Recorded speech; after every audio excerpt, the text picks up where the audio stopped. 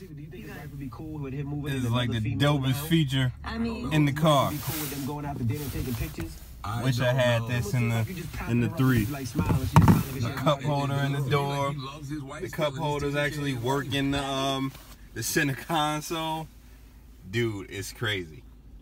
Yeah, that's like the most impressive thing about the 5 Series to me, believe it or not. Rob Mac.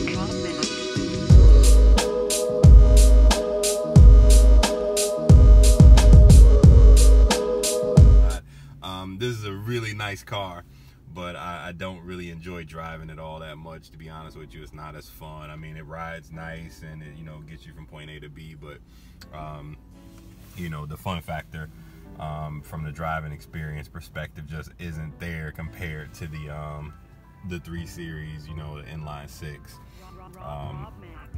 Yeah, you get up and go, and you know, probably the speeds and the, you know, times 0 to 60 times, 0 to 100 times and all that good stuff are probably, you know, really close, but it just doesn't feel the same, right?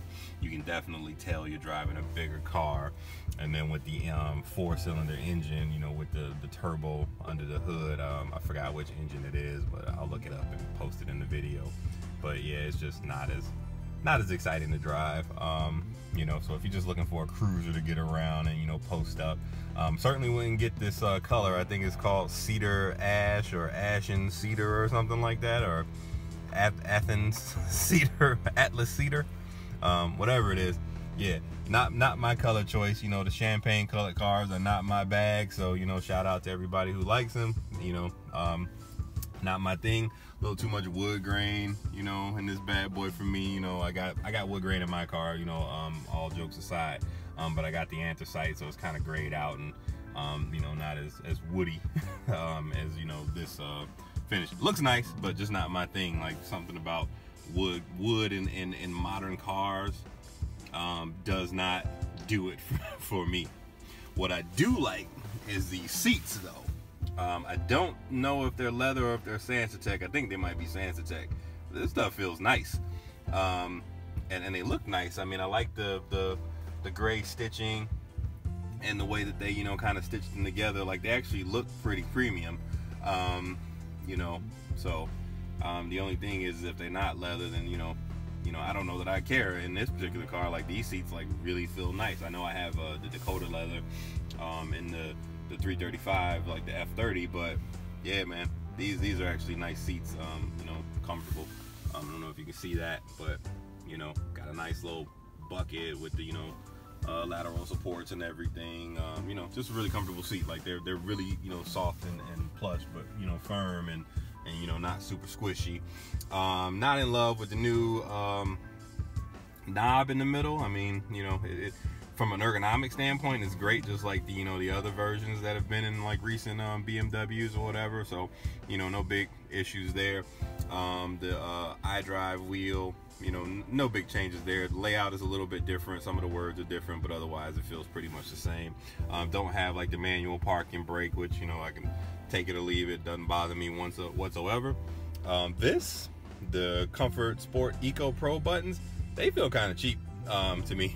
So I don't know if I really dig that. I kind of like the feeling of the you know, the ones in the F30, you know, in the previous generation cars. But again, that's minor. That's super minor. Same thing with the steering wheel. Once again, I mean, it feels pretty, you know, meaty in the hand. This is like one of the least ugliest steering wheels that I've seen in BMWs outside of the M Sports and the M3. So this was not bad. The layout's pretty cool. Feels, you know, decent in the hand. It's you know, leather wrapped or Sensatec wrapped, whatever this stuff is. I think it might be Sensatec actually, because the wheel, you know, it's kind of like the dead giveaway.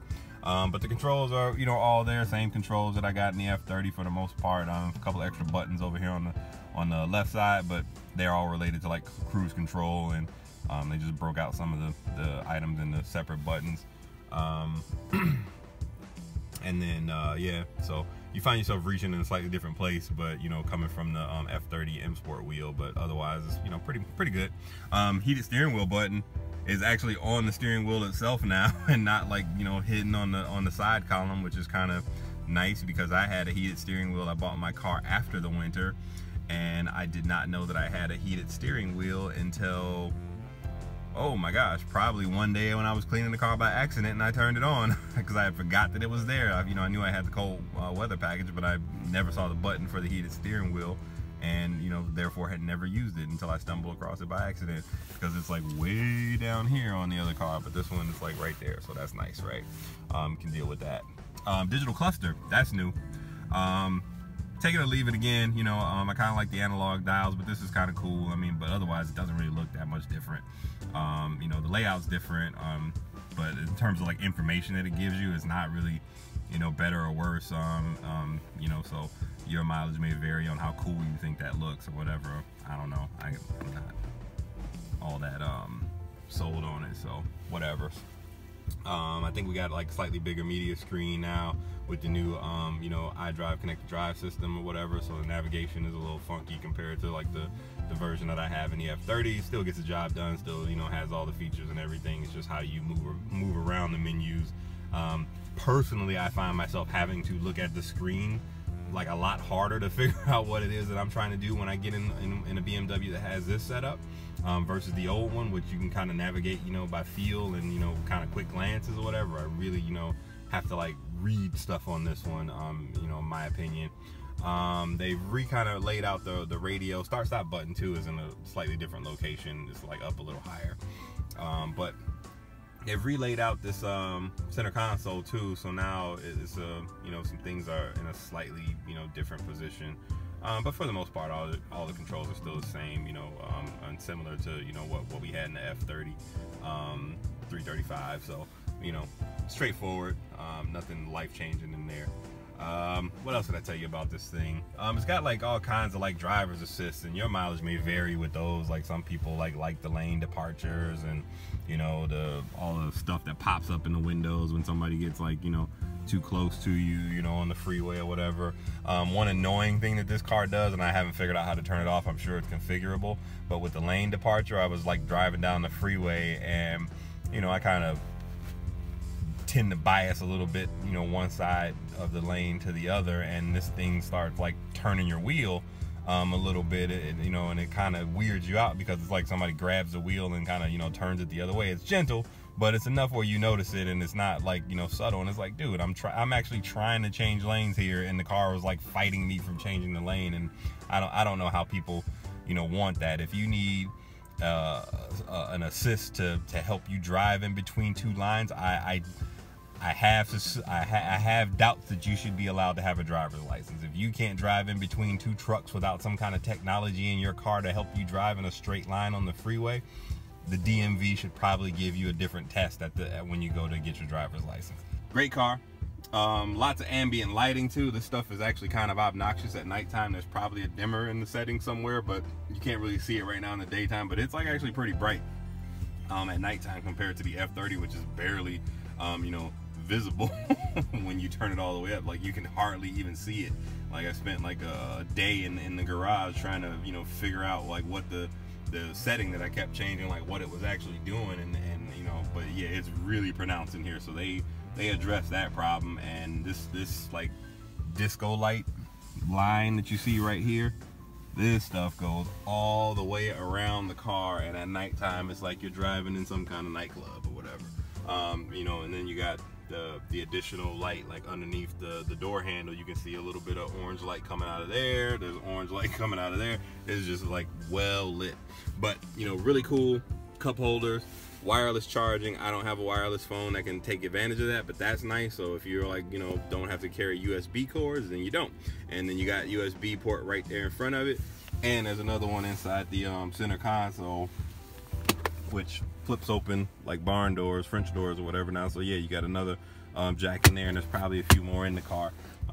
Just personal feelings. I know it's not apples to apples, so you don't have to kill me in the comments for that, but it's a 530 xDrive 2019. I think I got like 500 miles on this thing, but yeah, it's just not as fun to drive.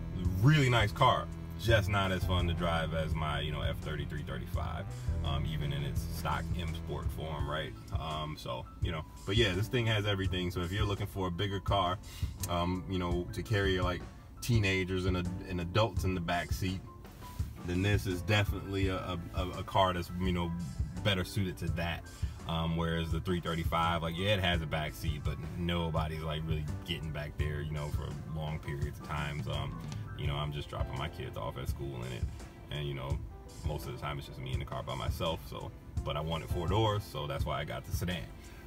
But yeah, this is more of a people mover. But I think I would probably get an X5 over a 5 Series if it was up to me to buy one of these things. Like if I'm gonna, you know, get this extra room and you know, not have as fun or sporty of a car to, you know, drive, then I'd probably just go back to an SUV before I would, you know, pick this particular car. But who knows, you know, maybe there's a fully spec'd out model that'll change my mind about this. But you know, because we are kind of playing towards the low end spec, I think, with the 530. So you know, might have a different opinion if you put me in something that has a little bit more you know, sportier orientation, right? So yep, that's it. Rob Mack, M3 Beats. Got my car in the shop, got a loaner from the dealership. Shout out to Earhart BMW. They set me up, you know, as usual with a, you know, a brand new loaner. So you know, today is the 2019 BMW BMW 2019 BMW 530xi luxury line. So yeah, really nice car. You know, it was like, you know, great to get set up in something like this, because they really don't have to do this, but they really, you know, take care of me at the dealership when I do, you know, go in and get some warranty work done or something like that. So, you know, can't complain. But just giving, you know, honest opinion on, you know, would I trade my 335, you know, up to something like this? No. Not at all. This one would not be the one that would get me to go and get a different one. So yeah, talk to you guys later.